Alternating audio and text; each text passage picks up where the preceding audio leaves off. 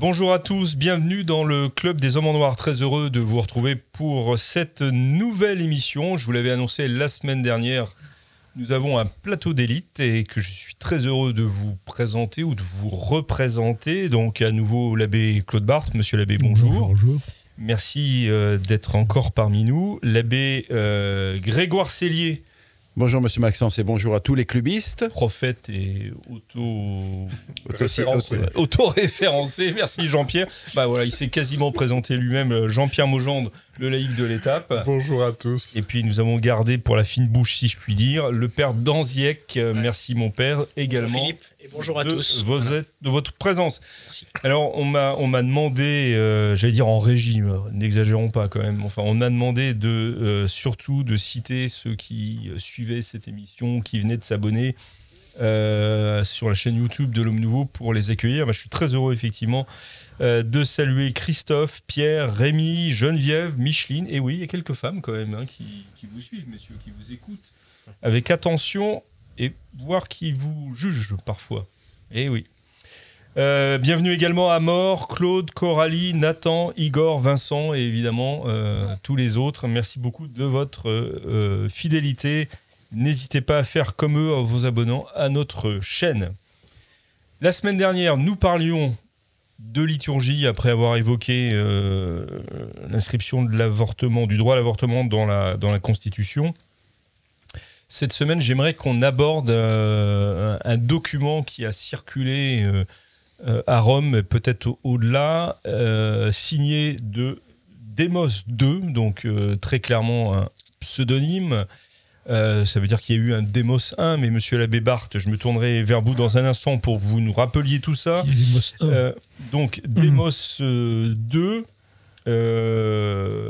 a signé un texte où il dresse en somme le portrait robot du futur pape. Du futur pape. Ça veut dire que les grandes manœuvres de succession sont commencées, donc continue.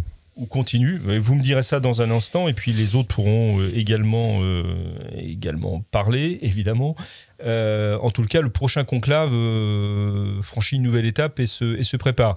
Alors, ce texte de Démos 2, monsieur l'abbé, de quoi s'agit-il exactement ? Je me tourne vers vous, parce que vous êtes ce qu'on appelle un vaticaniste. Oh là là, quelle modestie. Vous êtes un non-être, alors. Oui, Démos, il faut expliquer ce qu'était un Démos, tout simplement.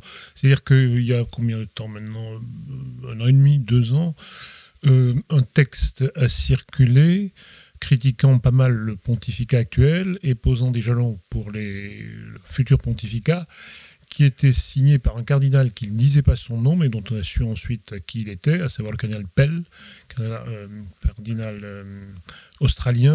Qui avait été emprisonné d'ailleurs. Emprisonné, qui a joué un rôle important à Rome dans la Rome du pape François, du point de vue de la mise en ordre économique.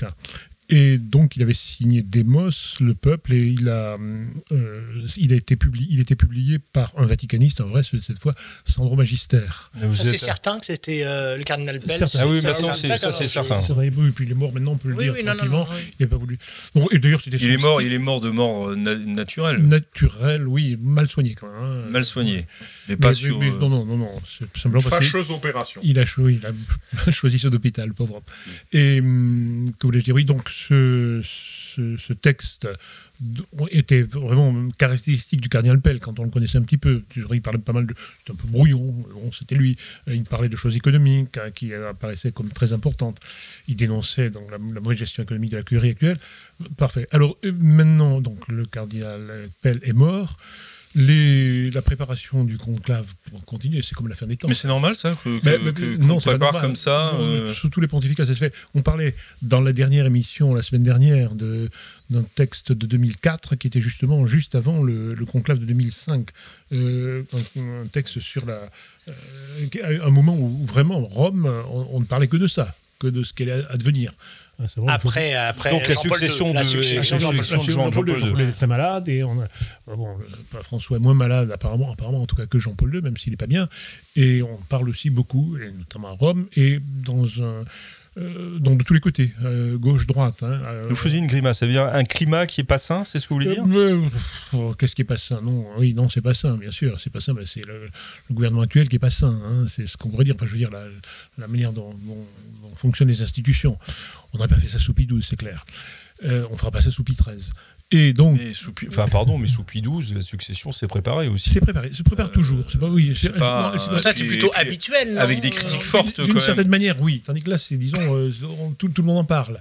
Oui, c'est vrai que, par exemple, Du Bellay, le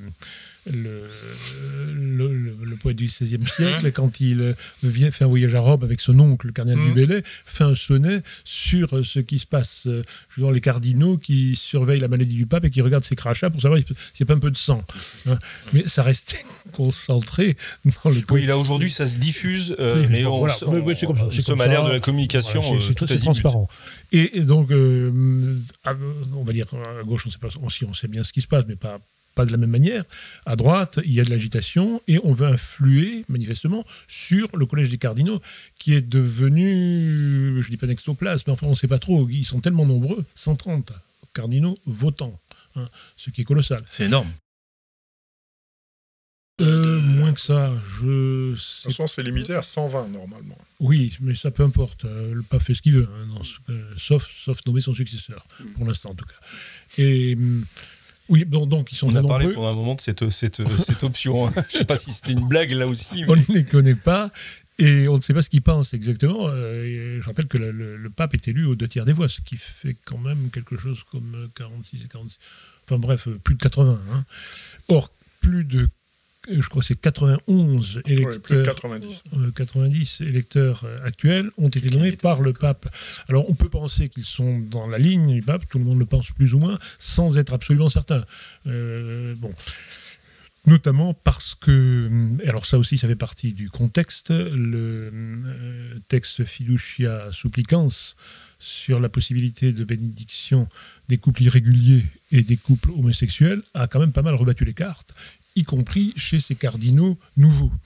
Donc, on sait encore moins ce qui va se passer. Grand flou sur cette succession possible. La tentation est d'influer sur ces choses-là.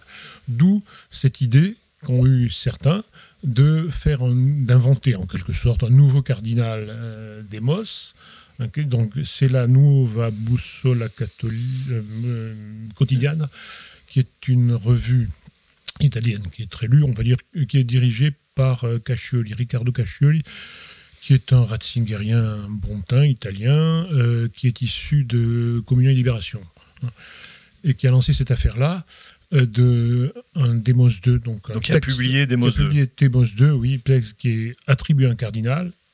Je suis persuadé que c'est pas vrai.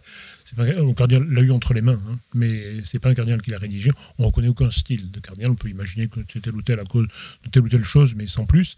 Non, le texte vient, on peut le dire aussi, sans livrer aucun secret d'ailleurs, parce que je parle de choses qui sont possibles, c'est tout, de George Weigel, si ça vous dit quelque chose, qui est un Américain, très américain là pour le coup, qui est justement de ligne de ce catholicisme américain d'aujourd'hui, c'est-à-dire c'est un Wojtylien, un homme qui se veut être d'influence. Donc un Wojtylien, c'est un fidèle de Jean-Paul II. Il a écrit beaucoup de livres. Il a écrit sur Jean-Paul II. Sur Jean-Paul II, c'est ça. Et un de ses derniers livres, à noter, dans ce que nous sommes en train de dire, un Italien était Il Prossimo Pape, le prochain pape. Il faisait déjà un portrait du prochain pape. Je disais déjà comme si c'était lui qui l'avait écrit. J'en suis pas absolument certain, mais enfin, ça s'est fait dans le milieu Weigel. Sur le prochain pape, et qui a été distribué, même tactique, à tous les cardinaux qui venaient pour le consistoire, le dernier grand consistoire, pour les influencer dans la ligne. Et c'est dans cette idée-là qu'a été fait ce texte. Est-ce que ce sera efficace? J'en sais trop rien. Je ne sais pas si les cardinaux peuvent lire ce qu'on leur envoie. Encore faut-il, ils reçoivent beaucoup de courriers. Il n'est pas possible d'avoir leur mail personnel, qui serait le meilleur moyen de les toucher. On ne le sait, le mail personnel d'un cardinal, que quand il vous écrit lui-même, ou qu'il s'abonne à votre site. Voilà, donc reste nové, n'oubliez pas, le site de l'abbé Barthes. C'était une manière de le citer. Bon, donc, bref, enfin, peu importe. Qui prépare aussi les grandes manœuvres. Sur le fond, ce sont comme les idées de Weigel, il n'y a pas de doute. C'est-à-dire qu'en conservatisme, il faut en revenir il faut en revenir à l'herméneutique de continuité. Hein, il faut en revenir à Jean-Paul II et Benoît XVI. Et Benoît XVI, c'est ça. C'est conservateur. Bon, bien. Et avec une insistance quand même nouvelle, semble-t-il, tant dans ce texte que dans ce qu'il disait dans son livre sur le prochain pape, sur le dogme. C'est intéressant. Donc il insiste sur le fait qu'il faut s'appuyer sur le dogme est salvateur, etc. Ça, c'est très bien. Et très bien aussi le fait que ça est paru. Par conséquent, on sait notamment de l'autre côté que ça s'agit à droite. Ils ne sont pas complètement amorphes. Vous dites le dogme, donc si je résume, c'est retour aux fondamentaux. Enfin, c'est une demande que le prochain pape revienne aux fondamentaux. Étant entendu que pour des gens comme Weigel, le dogme, c'est la morale. Hein. Ce sont des gens qui... ils sont bien voctiliens de ils sont bien, le dogme, c'est pas la liberté religieuse, c'est pas... ça, c'est votre dogme à vous, ça. C'est mon dogme, la liberté religieuse, je suis pas... non, mais... Oui, ils ont bien compris ce qu'était le pontificat de François, c'est-à-dire la démolition de cette barrière qui était restée antilibérale, tout de même, qui était celle de l'humanité et du magistère moral, et qui a cimenté ce qu'on appelait la restauration, qu'elle soit de Jean-Paul II ou de Benoît XVI. Qui n'a rien restauré. Non, ça c'est notre affaire. Bessélier, votre réaction, on vous redonnera la parole, monsieur Abébart, mais votre réaction à Démos 2 sur... Alors évidemment, il est un petit peu gênant de disserter sur ce que devrait être et faire le nouveau pape, le futur pape. C'est un peu Grosjean qui en remonte à son curé, donc j'avance de façon très prudente. Donc ce texte de Démos 2 que j'ai eu sous les yeux, effectivement, donne un certain nombre de pistes, de réflexions, de retrouver, rétablir les vérités. Nouveau pape devra revenir à l'herméneutique de continuité, un style de gouvernement, donc il critique un style de gouvernance autocratique, ça c'est très typique effectivement du pape actuel. Cela dit, il me semble que à travers ce texte, la question qu'on doit se poser, c'est est-ce que nous réfléchissons sur le pape qu'il faudrait vraiment à l'Église dans cette crise actuelle, le pape qui serait désirable en soi, ou bien est-ce que c'est le pape qu'il est peut-être possible humainement d'espérer ou de souhaiter dans les conditions actuelles, notamment avec le Sacré Collège tel qu'il est constitué. Donc c'est deux questions différentes, hein, parce que bon, avec le Sacré Collège qui a été essentiellement constitué par le pape François, mais l'histoire de l'Église nous apprend que un Sacré Collège constitué par un pape ne vote pas forcément et rarement d'ailleurs dans la même ligne que le pape. Là, par exemple, il est clair que le Sacré Collège, comme tout le monde, est exaspéré de ce côté autocratique et erratique du pape François et va aller dans une autre direction humaine, avec une personne différente et aussi que le roi n'est pas comptable du duc d'Orléans, je crois. Enfin, c'est une expression. Ne regardez pas comme ça en disant le duc d'Orléans. Quand un Orléans devient le roi, je ne sais plus comment ça s'appelle. Je sais plus comment c'est cette expression. C'est-à-dire que celui qui est élu, même s'il a été élu sur la base du progressisme, etc., face à la réalité, il peut avoir des réactions tout à fait inédites et donc voilà. Mais voilà. En revanche, je pourrais dire ce que devrait être le pape en soi aujourd'hui, enfin, pour résoudre la crise, mais je pense qu'on parle plutôt du pape tel qu'il pourra émerger Vous, le pape en soi, c'est un nouveau Saint-Pédis, que vous voulez. Bon, il faudrait un pape, pour l'Église, hein, il faudrait un pape habité par la foi, si possible saint, mais habité par la foi, qui soit énergique et qui soit habile politique pour que cette énergie ne devienne pas brutalité. Et même, en fait, si on regarde l'histoire de l'Église, il faudrait une suite de tels papes. Parce que c'est ainsi qu'a pu advenir la réforme grégorienne, avec Grégoire VII, avec ceux qui l'ont précédé, ceux qui l'ont suivi, et la réforme tridentine, hein, où il y a une succession de papes qui ont fait avancer les choses, parce que un seul pape sur un pontificat peut faire beaucoup évoluer les choses, mais il ne peut pas faire la réforme jusqu'au bout. Moi, je vous propose qu'on publie un Démos 3. Démos 3, oui, c'est que je dis. Ça sera court, ça prendra pas trop de place. Voilà. Et je suis prêt à publier ce Démos 3. Jean-Pierre Maugendre, peut-être une réaction vous Alors oui, les réflexions donc à la lecture de ce texte, j'ai trouvé, mais ça rejoint un peu la distinction que faisait monsieur l'abbé Sellier, on a en fait une approche très structurelle. C'est-à-dire, dans ce document, il dit il faut que le pape soit moins autoritaire, il faut arrêter les ambiguïtés de la foi, il faut revenir à la théologie du corps, il faut respecter le droit canon, il faut arrêter de se promener partout, il faut écouter les cardinaux. Voilà, tout ça, c'est très... Je ne dis pas que c'est mal, mais je dis c'est très structurel. Ça rejoint un peu ce que vous disiez. La situation étant ce qu'elle est-ce qu'on peut aspirer à plus? Et moi, ce qui m'a frappé... Pardon? Je suis conservateur. Oui, mais ce qui m'a frappé, justement, c'est peut-être la faiblesse de ce dispositif, c'est qu'il n'y a rien sur la foi. Il n'y a rien sur la foi, son contenu. Il n'y a aucun rappel sur... C'est sous-entendu quand même que le pape est la foi. Sous-entendu. C'est quand même une évidence, non? Est-ce que la foi est mise en péril? Comment elle est mise en péril? Par quoi elle est mise en péril? Donc, moi, ce qui m'a frappé autour de la foi, il n'y a rien sur son contenu. Alors, s'il y a un petit paragraphe sur des rappels, des points de doctrine qui sont tout à fait réels, sur son contenu, sur sa transmission. Aujourd'hui, un des problèmes de fond qui n'est pas du tout abordé, c'est la question du catéchisme, avec cette question qui reste pendante. S'il existe un catéchisme de l'Église catholique qui est plus un ouvrage de référence pour travailler, c'est pas avec le catéchisme de l'Église catholique qu'on apprend le catéchisme. Reste pendante la question de la transmission de la foi pour les enfants. C'est quelque chose qui m'avait frappé dans la lecture du livre de Jean-Marie Guénois sur le pape François. À un moment donné, il écrit « expressis verbis », envoyer ses enfants au catéchisme tel qu'il est aujourd'hui, c'est s'assurer qu'ils perdent la foi. Et là, le brave Démos, là, il n'est pas question de ça. Donc il y a la question de la transmission de la foi, donc par le biais du catéchisme, par le biais des prêtres, de la formation des prêtres, des séminaires. Il n'en est pas question non plus. Et puis, je crois, c'est la question de fond. On demandait à Monseigneur Lefebvre, il y a quelques décennies, un journaliste, vous arrêtez pas de vous plaindre, très bien. Demain matin, vous êtes pape, qu'est-ce que vous faites? Monseigneur Lefebvre, il répondait, je nomme de bons évêques. Voilà.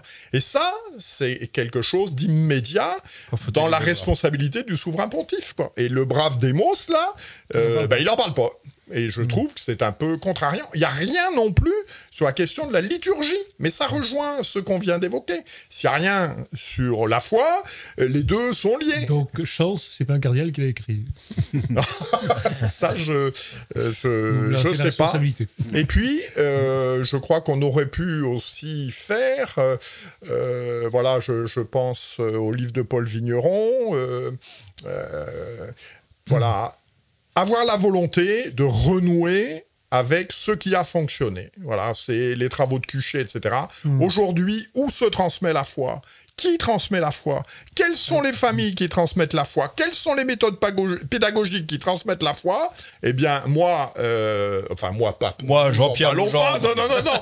Mais souverain pontife, je prends acte de ça, je prends acte de la réalité, et j'encourage ces gens qui transmettent la foi, et j'essaye que ce capital, cette expérience acquise, puisse servir à l'Église universelle. Il n'y a rien de tout ça. Voilà, c'est dit. Merci Jean-Pierre. Père d'Angers, avec un regard peut-être surnaturel sur tout ça. C'est pas surnaturel. Je ne sais pas, j'ai pas grand-chose à rajouter de ce qui a été dit, parce que je me retrouve un peu dans les interventions des uns et des autres. Ce qui me, peut-être pour prolonger de ce qu'a dit l'abbé Sellier, c'est sûr que quand même dans l'histoire sainte de notre relation à Dieu, on sait bien, on le chante dans le Magnificat tous les jours, Dieu confond les orgueilleux et les superbes. Donc si on a des plans, je ne dis pas qu'il ne faut pas avoir de projet, évidemment, je ne voudrais pas apparaître pour le pieux providentialiste de service ce matin. C'est pour ça que vous êtes là.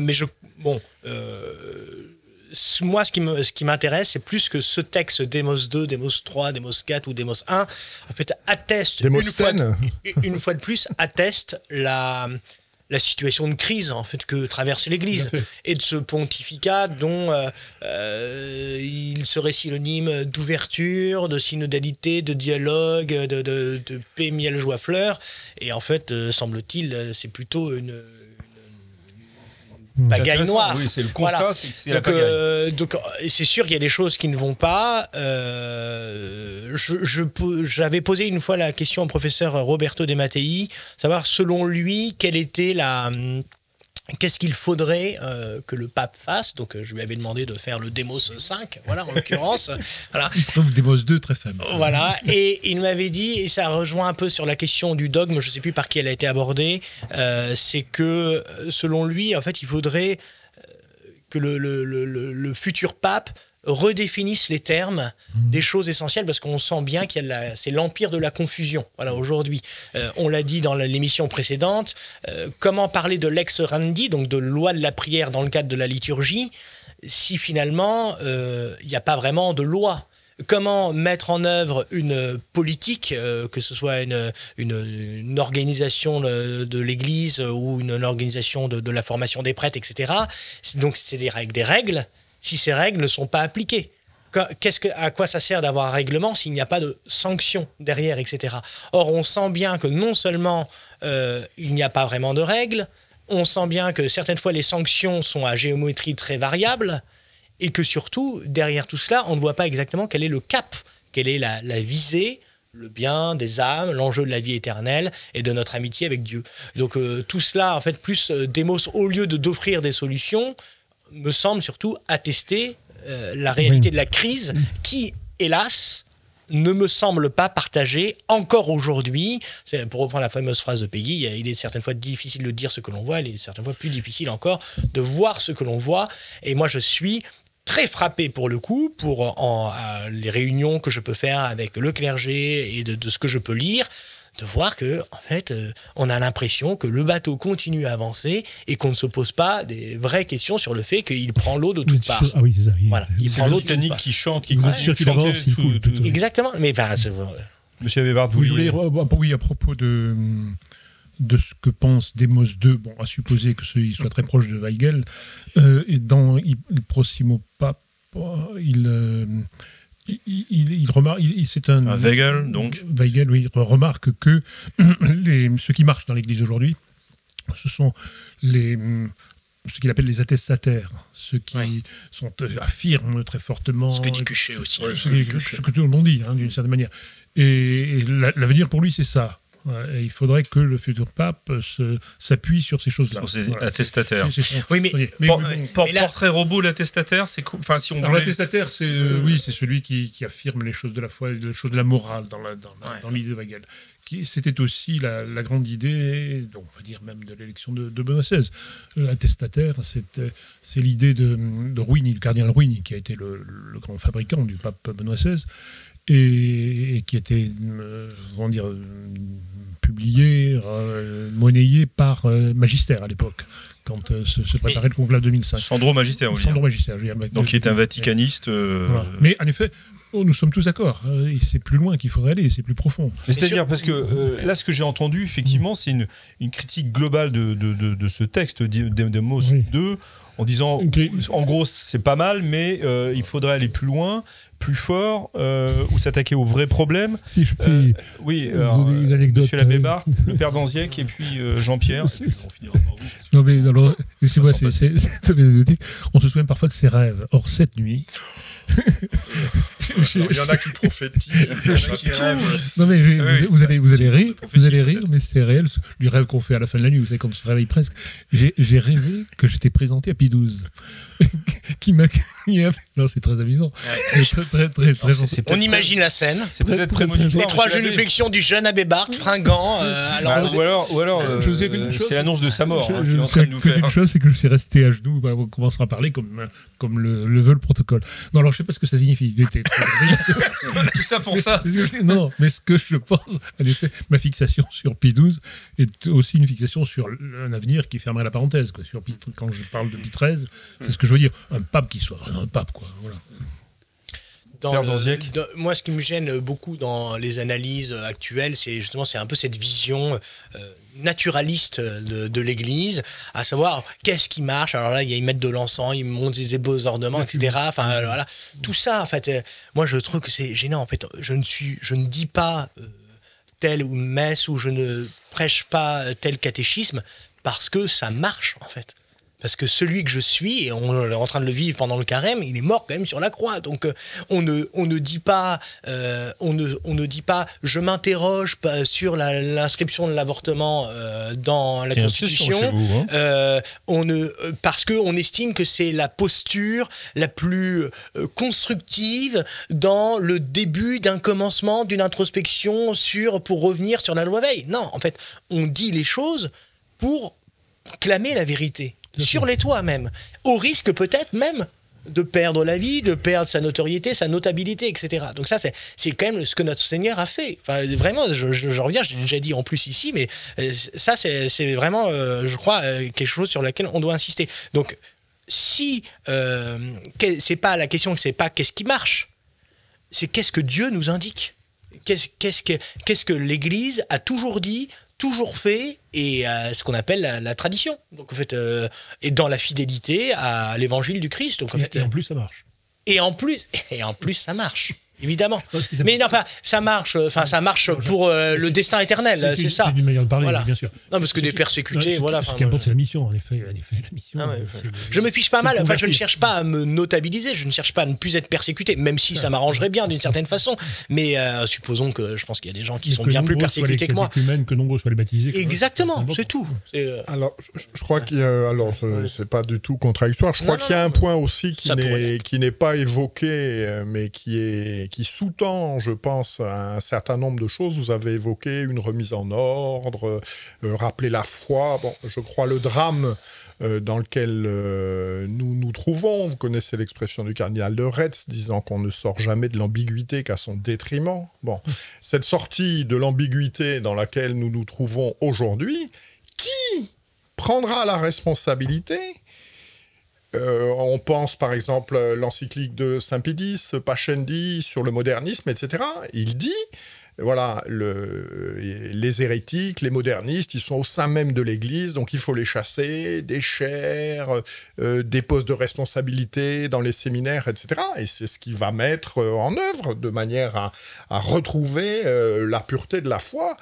Qui aujourd'hui, quel souverain pontife, quel cardinal dans son programme prendra la responsabilité de dire, voilà, je vais rappeler l'intégrité de la foi, il en coûtera ce qu'il en coûtera, et nous prendrons acte que 90% de l'Église d'Allemagne, que 95% de l'Église de Belgique ne partagent plus la foi catholique, et donc ne font plus partie de l'Église, et si elles le souhaitent, peuvent nous séparer, peuvent nous quitter pour fonder une autre Église. Car aujourd'hui, ce qu'ils croient, ça n'est plus ce que croit l'Église. C'est une... lourde responsabilité, mais en effet, c'est un vrai sujet. C'est une vraie question, c'est un vrai sujet, et une lourde responsabilité, mon Dieu. Je le redis, le vrai sujet, c'est le schisme, en effet. Voilà, mais en même temps... En même temps dans l'histoire des réformes, ça a toujours été d'abord le chef, donc le pape et la curie, ça, ont encouragé le bien, de façon à que petit à petit, il y ait une masse critique suffisamment puissante pour qu'à partir de ce moment-là, on puisse agir. Je pense que c'est comme ça que ça se passe. C'est-à-dire qu'effectivement, par exemple, Grégoire VII, enfin les prédécesseurs de Grégoire VII, ont encouragé tous ceux les prêtres qui n'étaient pas concubins, les prêtres qui ne se faisaient pas payer pour les sacrements, etc. Ils les ont encouragés, soutenus par des grands ordres, Cluny, etc., par des grands ordres monastiques qui réussissaient leur réforme. Et quand il y a la messe critique, à ce moment-là, on peut passer à la deuxième étape, effectivement, de trancher dans le vif. Par exemple, c'est ce qu'a fait le Concile de Trente, qui a tranché dans le vif par rapport aux protestants, mais ça avait été préparé par toute une pléiade de saints qui sont arrivés et qui ont souffert et qui ont dans leur coin, qui ont reconstruit quelque chose. Donc il faut que l'autorité encourage d'abord les attestataires, tous ceux qui vont dans le bon sens, tous ceux qui... Déjà, commence par pas les empêcher d'être attestataires. Voilà, mais on parle du prochain pape. Oui, non, mais bien sûr. Les encourager, les fortifier, etc. Et à partir de la masse critique, dans lequel, effectivement, le pape va pouvoir recruter ses cardinaux, trouver les évêques, parce que nommer de bons évêques, c'est une bonne chose, il faut avoir les personnes. Il faut avoir les personnes aptes à faire ça. C'est-à-dire à la fois qu'ils soient vraiment catholiques et qui aient un peu d'habileté, parce qu'il va falloir joué. Saint-Ambroise a été nommé à Milan, à l'archidiocèse. L'archidiocèse était peuplé d'évêques ariens modérés, mais ariens quand même. Il a mis des années à avancer ses pions. Chaque fois qu'il y avait un évêque qui mourait, tac, il faisait nommer un évêque catholique. Il a fallu du temps. Et il lui a fallu des personnes aptes à devenir ces évêques qui pourraient effectivement apaiser et avancer dans un contexte extrêmement difficile, parce qu'il y avait des gens qui soutenaient l'arianisme. D'où l'importance, je l'évoquais, de la formation des prêtres. L'avenir de l'Église, c'est la formation des prêtres qui donneront les évêques, comme vous l'avez évoqué. Favoriser le bien et avant de sanctionner le mal. Oui, je suis tout à fait d'accord. Bon, alors pour reparler de Pie XII, c'est pas maintenant que je le connais. De près. Oui, c'est n'est-ce pas ce qu'il a fait. Il y a Humani Generis, qui est une condamnation, en tout cas une liste d'erreurs, avec des condamnations faibles, j'en conviens, il faut en convenir. Parce que ils ont gagné après. Tous ceux qui ont été condamnés. Oui, mais enfin, on peut le dire de tout ce qui a précédé. Hein. Oui, non, mais de malgré fait. tout, ils ont gagné. Oui. Mais en fait, c'est vrai que là, ça a commencé à chauffer sérieusement. Mais il y avait aussi, on poussait le bien, on explicitait des tas de choses sur la Sainte Écriture, sur la liturgie, Mediator Dei, sur la Sainte Écriture, Dino Afflante, etc. Donc, en effet, il y a les deux rênes qu'il faut tenir. Mais nous sommes, oui, dans cette situation. Hélas, on n'est pas dans la situation du Concile de Trente, on est plus proche de cette situation des années 50, mais au-delà quand même, hein, on est dans une situation de post-catholicisme. Comment faudra-t-il faire? J'en sais trop rien. Peut-on faire Non, parce que par ailleurs, effectivement, vous dites post-catholicisme, il y a l'effondrement de la civilisation chrétienne. Oui, mais tout est lié. Hein, tout est lié, bien sûr, mais ça change aussi la donne. Complètement. Parce que le pouvoir temporel n'est plus là non plus pour porter un certain nombre de choses. Qu'au moins, disait le Père Zandiek, on nous laisse faire. Si vous voulez... Bon, ce que je vais dire, c'est côté libéral, presque hérétique. Oui, mais là, je vais aller dans son sens. C'est votre côté libéral. Oui, on peut parler, comme Démos essaie de le faire, plus ou moins bien, plutôt mal que bien, du pape idéal, mais on peut aussi parler du pape possible. Et il est possible que dans ce qui sortira du conclave qui va venir, ce soit un pape possible, qui au moins laisse la paix à ceux qui sont catholiques. Laisse faire ceux qui sont catholiques. C'est loin d'être l'idéal. C'est-à-dire qu'ils ne remettent pas le dogme, la foi, etc. en avant, mais au moins qu'ils n'embêtent pas. En tout cas, qu'ils préparent. Qui n'embêtent pas les attestataires. Oui, dans l'état actuel, moi, je ne suis pas prophète, hein, mais c'est ce qu'on pourrait souhaiter, un pape possible. Vous êtes rêveur, mais pas prophète. Sur ce sujet, puisqu'on a parlé de la société post-catholique, etc., et que tout est lié, vous disiez, monsieur l'abbé, il me semble que justement cette question de l'attestation est, à mon sens, le point névralgique de la situation actuelle. Je m'explique, je suis intimement convaincu que le bon Dieu ne récompense pas les personnes qui ne se réclament pas de lui. En fait, voilà.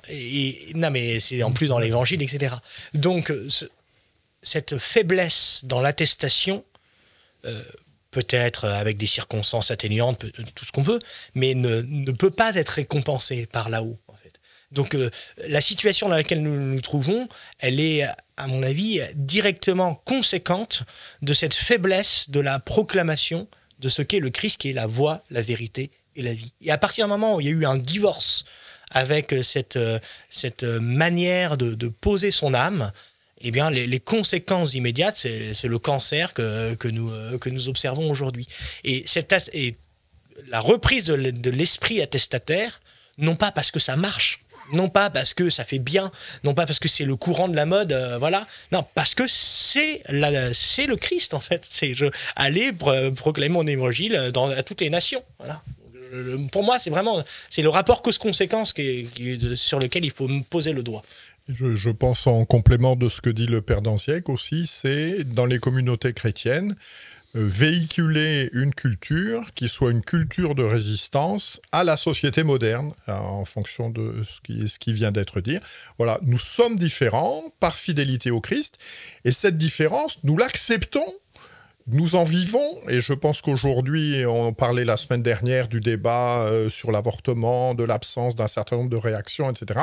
Je crois aussi que dans le fond de la tête d'un certain nombre de personnes dont on souhaiterait qu'elles réagissent plus vigoureusement, c'est ça, c'est une crainte de se positionner vraiment comme différent, comme étranger à ce monde par rapport aux valeurs qu'il véhicule. Voilà, il y a tout un aspect chez beaucoup de chrétiens, peut-être chez certains évêques, voilà, un aspect de mondanité. Voilà, je veux pas aller contre les valeurs du monde, le courant dominant, etc. Et je pense que c'est quelque chose qu'il faut se réapproprier. Se fiancer avec la vérité, c'est accepter de divorcer avec nombre d'hommes, disait le père de Chivray. Le père de Chivray, exactement. Vous avez parlé les uns et les autres d'attestataires. Ces attestataires, dans votre esprit, ça se limite à... Enfin, ça concerne qui aujourd'hui, en France, par exemple? Qui sont les attestataires? Parce qu'il n'y a pas d'étiquette. Moi, je pense que c'est l'homme de bonne volonté qui réalise que c'est une vaste fumisterie, le monde dans lequel il vit, et donc il a un appétit de transcendance, et il sent que la lumière, elle brille quelque part, et elle brille où? Elle brille quand... S'il est attestataire, c'est qu'il le dit. Comment? S'il est attestataire, c'est qu'il le dit. Oui, c'est qu'il fait une démarche personnelle où il s'engage dans une réforme de lui-même en vue de suivre le Christ. Voilà. Oui.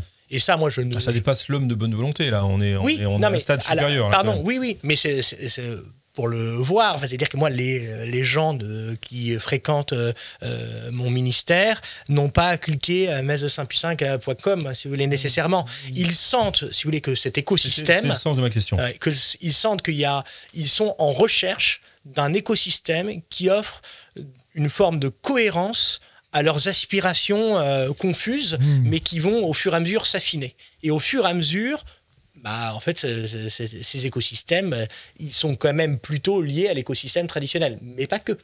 Mais pas uniquement. Mais pas que. Mais simplement... Je ne sais pas si vous êtes d'accord. Non, je suis tout à fait d'accord. Mais comme vous remarquez, nous raisonnons tous dans des communautés. Il est votre question aussi. Oui, c'est la question. Quelles sont les communautés Ce qui est, en effet, on peut répondre, sans doute. Enfin, alors, donc, on va dire donc, les communautés traditionnelles, communautés, on va dire, charismatiques, disons les choses comme elles sont, de droite, jusqu'à un certain point, les communautés... Bon, je ne sais pas ce que sont les communautés charismatiques de droite, moi. Je dirais une partie de l'Emmanuel. Une partie, parce qu'il y a des phases diverses. Oui.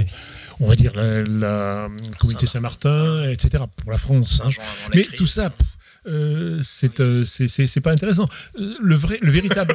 Moi, je suis complètement d'accord avec vous. Le véritable attestataire, c'est l'évêque. Ça aide les gens à vivre, quand même, tout ça. Oui, il faut survivre, tout à fait. Non, mais pardon, mais en tant que laïc. J'entends bien, mais il faut quand même se poser dans une vision d'église. L'église, c'est le pape et les évêques. Donc, elles peuvent continuer. Ces communautés, elles nous font survivre. Et elles doivent survivre, il le faut en effet, il faut des fraternités Saint-Pédis, des fraternités ceci, cela, j'en suis bien d'accord. Mais il faut surtout qu'on arrive à avoir d'abord quelques évêques qui soient des chefs et qui attestent justement et qui soient la colonne vertébrale des communautés en question, et à la fin du pape, bien sûr. Monsieur Labessély, on vous entend peu sur ce sujet. Non, mais je pense pour résumer tout ce qui a été dit par mes aimables confrères, très maçonnique. Eh bien, il faut l'attestataire, c'est le catholique déclaré, tranquille, ferme, solide, qui veut vivre sa foi et l'exprimer, la manifester et la transmettre. Et c'est cela. Alors effectivement, ça traverse, même si, encore une fois, je ne fais pas la parité en toute chose, mais ça traverse. On rencontre des gens qui s'adressent à nous à tel ou tel moment parce qu'ils ne savent pas qu'on est Saint-Pédis ou peu importe, et dont on voit que c'est des gens qui sont dans les paroisses et qui vivent une vraie vie chrétienne, qui prient régulièrement, qui ont des normes spirituelles et morales solides et qui veulent vraiment vivre et qui sont effectivement des rebelles au monde moderne. C'est clair, parce que effectivement, il y a un moment où on se dit, voilà, je suis catholique et donc à ce moment-là, eh bien, je ne peux pas être moderne parce que c'est incompatible et c'est incompatible. Qu'est-ce que vous appelez être rebelle au monde moderne? Ça se porte sur quoi? Le monde moderne est un monde libéral, c'est un monde libéré de Dieu, c'est un monde libéré de la nature humaine, et le catholique est un homme soumis à Dieu et un homme qui qui assume sa nature humaine et les lois de sa nature humaine. C'est tout. Dans quelques mois, on va parler d'un excellent livre sur l'école de l'antilibéralisme catholique. Je suis bien d'accord. Que je vais publier, et j'explique ça en long, en large et en long, en large et en travers. Effectivement, le libéralisme, c'est la libération vis-à-vis de Dieu et vis-à-vis de la nature des choses, et le catholique, c'est celui qui se soumet à Dieu et qui accepte la nature des choses. Peut-être pour prolonger, il y a qu'est-ce que c'est que l'opposition au monde moderne ? Le monde moderne, c'est le refus du décalogue. C'est la loi de Dieu. Et cette loi de Dieu, transmise par Moïse, par Dieu à Moïse sur le mont Sinaï, elle rappelle finalement les conditions, elle balise l'orientation de vie d'un homme pour qu'il puisse atteindre le bonheur, une certaine forme de paix, et en vue de son salut éternel. En faisant ça, il sera finalement équilibré, heureux, en tout cas, pour reprendre l'expression de Gustave Thibon, il empêchera l'enfer de redéborder davantage. Or, ce qu'on assiste aujourd'hui, comme il y a un refus du décalogue, un piétinement du décalogue, inévitablement, puisque nous avons été créés par Dieu, eh bien, l'homme se retrouve orphelin de sa propre condition. Et donc, il est malheureux. Et ce que l'on observe, c'est qu'un certain nombre de gens, comme ce piétinement du décalogue est de plus en plus insistant, un certain nombre d'hommes finissent par réaliser que, qu'ils sont de plus en plus tristes, de plus en plus malheureux. Enfin, on leur a promis, avec la libération sexuelle, avec que sais-je, etc., monts et merveilles. On assiste à une prolifération de célibataires, à une multiplication de mères qui sont seules avec leurs enfants, etc., au mouvement MeToo, etc. On pourrait tirer sur le fil. Ce que l'on constate, c'est que fort de cela, il y a des gens qui commencent à se dire, mais attendez, là, il y a peut-être des choses qui ne vont pas. En fait, on nous a peut-être menti, on nous a peut-être offert une farce. Donc moi, ce que je veux, c'est de l'équilibre. Ce que je veux, c'est élever une famille tranquillement. Ce que je veux, c'est que mon mari m'aime. Ce que je veux, c'est que mes enfants soient heureux, etc. Eh bien, où est-ce que je vais trouver ça ? Et au fur et à mesure, parce qu'au fond d'eux, il y a cet appétit du décalogue qui est comme sous les braises, comme sous la braise sous la cendre, qui se réveille et qui rejaillit et qui permet ensuite de redonner le feu à leur âme. Et c'est ça, pour moi, ce à quoi on est en train d'assister, à mon sens. Je vous ai vu, monsieur l'abbé... Ah non, si, j'étais totalement d'accord. Mais je pensais à la prochaine publication que vous allez faire aussi, en même temps que l'abbé Sellier, à savoir de Bernanos. Avant l'abbé Sellier. Merci de jeter une pierre dans mon jardin. L'encyclique aux Français, le testament politique de Bernanos. Un personnage très anti-moderne, c'est Bernanos, et qui pointe l'essence de la modernité dans la politique. Pour lui, pour Bernanos, c'est la démocratie moderne, la modernité. C'est d'elle que nous souffrons. Et donc, le pire des péchés, pour lui, c'est le ralliement à cette démocratie moderne. Je voulais simplement faire une petite publicité. Merci, d'accord. Alors, pour rebondir et insister sur un point qu'a évoqué le père Danziec, là, je crois que pour un catholique, pour un laïc, ce catholicisme attestataire dont on est en train de parler, ça peut s'incarner de manière, alors peut-être parfois concrètement un peu difficile, mais il y a un champ d'application de ça. Bien évidemment, c'est la famille. C'est la famille, les 10 commandements vécus dans le cadre de la famille. C'est un programme pour chaque laïc, et c'est par nature, je dirais, une résistance à la modernité. Et là, le champ est vaste. Et puis aussi, monsieur l'abbé Sellier l'évoquait, il ne se réduit pas à une chapelle ou à une autre. C'est-à-dire les gens qui, dans leur famille, cherchent à vivre du décalogue, eh bien, je pense que c'est plus vaste qu'une seule chapelle. Et ça, c'est très encourageant. Alors, on est quand même passé du catholique attestataire et d'une critique de démo sur le fait qu'il ne parle pas de la foi au minimum commun, si je puis dire, qui est le respect de la loi naturelle. Et de la foi. J'ai pas trop entendu quand même. Non, on a parlé de catholiques qui vivent de leur foi et qui effectivement vont réaliser la soumission à Dieu, la vie sous le regard de Dieu, qui est la foi catholique, la révélation divine, et le respect de la nature des choses, donc de la loi naturelle, qui est l'expression également de la volonté divine, sous l'angle de la volonté divine, donc la loi. Donc, et puisque nous parlons de Bernanos, citons quand même cette parole, on ne comprend rien à la civilisation moderne si on n'admet pas qu'elle est d'abord une conspiration contre toute forme de vie intérieure. Je dis que moi, je canonise Bernanos rien que pour cette phrase. Hein. Donc, c'est une phrase magnifique et qui dit, effectivement, on ne peut pas être d'accord avec la civilisation moderne parce qu'elle est une conspiration contre la vie spirituelle et que l'homme est un être spirituel qui est sous le regard de Dieu et qui vit pour Dieu. Surtout, il me semble que vous voyez, il y a les gens redécouvrent aujourd'hui plutôt, que la vérité est par nature intransigeante. C'est ce qu'avait dit l'abbé Raffray dans un sermon à Chartres, lors du pèlerinage de Chartres. La vérité est par nature intransigeante. Et donc, on ne peut pas transiger. On sent bien que pardon, mais parce que c'est une réalité naturelle. D'abord, les gens, ce qu'ils veulent, mais ils veulent le bonheur, en fait. Ils veulent la paix, ils veulent être tranquilles, c'est tout simple. Et donc, ils viennent nous voir pour ça, nous prêtres ou des amis, etc. Et si on veut les conduire au bonheur, on va leur dire, voilà, ça, c'est ce chemin-là qui va commencer à faire. Donc, c'est la notion de fidélité, la notion de persévérance, la notion de sacrifice. Et toute cette articulation trouve son accomplissement merveilleux dans l'enseignement du Christ, transmis ensuite par l'Église, donc par la foi. Mais à la base, sauf les gens qui ont peut-être vu Pie XII en songe en se réveillant sans savoir qui c'était, ils ne viennent pas vous voir, tel Charles de Foucault qui aurait dit à l'abbé Huvelin dans l'église Saint-Augustin dans la sacristie, donnez-moi la foi. Ils ne demandent pas ça. D'abord, ils demandent en fait à être heureux, à comprendre, et ils sentent, encore une fois, moi j'insiste beaucoup, là on sent que les incohérences du monde moderne commencent à craquer de toutes parts. Alors, je ne sais pas si on en verra son terme.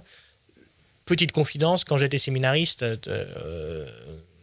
un prédicateur en retraite nous avait dit, voilà, ma première retraite au tout début de ma formation, au début de mon séminaire, il nous avait dit... Voilà, vous êtes rentré ici, très bien. Si vous êtes rentré ici pour sauver l'Église, vous vous trompez parce que c'est l'Église qui nous sauve. Mais par contre, si vous n'avez pas la certitude que l'Église traverse une grave crise aujourd'hui, il faut remettre les pendules à l'heure. Voilà. Et il avait dit cette chose. La crise est peut-être derrière nous, mais ses effets ne font que commencer, si vous voulez, comme un tremblement de terre, etc. Et donc, je ne sais plus ce que je voulais dire, mais en tout cas, voilà, c'était je le dis humblement. Et je crois, voilà, qu'en tout cas, on traverse, on a les effets de cette crise. On est encore sous la crise. C'est pour ça qu'on parlait du portrait robot du prochain pape, et que votre conclusion, si j'ai bien compris, c'est que ce prochain pape s'appuie ou laisse vivre au moins les catholiques attestataires dans toutes les formes, voire nomme des évêques dans ce sens. Merci beaucoup. De ces propos, de ces échanges. Nous nous retrouvons la semaine prochaine pour un nouveau club des Hommes en Noir avec de nouveaux invités et évidemment un nouveau thème. D'ici là, que Dieu vous garde. Au revoir.